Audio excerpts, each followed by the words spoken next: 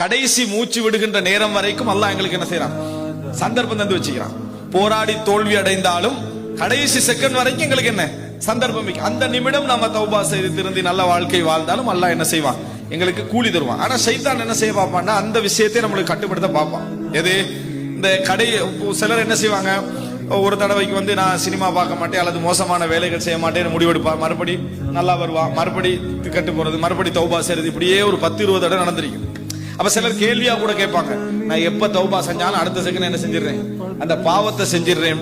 அப்ப இது அல்லாஹ் இந்த தௌபாவை ஏற்றுக்கொள்வானா அப்படின்னு. நாங்க அதுல அல்லாஹ் தஆலா தௌபா ஏற்றுக்கொள்வான்னு பதில் சொன்னாலும் சைத்தான் ஒரு பதில் சொல்றான். எப்படி ஏற்றுக்கொள்வான், எப்படி உண்ட தௌபா என்ன செய்வான், அல்லாஹ் ஏற்றுக்கொள்வான். நீ விளையாட்டு காட்டுற மாதிரியே இருக்கு. ஒன்று பாவத்தை விடணும் அல்லது தௌபாவை விடணும். ஒன்றில் பாவத்தை விடணும் அல்லது தௌபா விடணும். எதை விடுவான், தௌபா விட்டுருவான். அல்லாஹ்வை மதிக்கணுமே, அல்லாஹ்வை மதிக்கிறதுக்காண்டி தௌபாவை விட்டுருவான், பாவத்தை விட மாட்டான். அவனுக்கு விளங்காது. என்றைக்கு முழுசா திருந்துறாரோ அப்பதான் தௌபா கேட்கணும்னு முடிவெடுப்பான். அதுக்கப்புறம் அவர் திருந்தவே மாட்டார். எனவே எப்போ முடிவெடுத்துக் கொள்ள வேண்டும், நம்ம போராடி கொண்டே இருக்க வேண்டும்.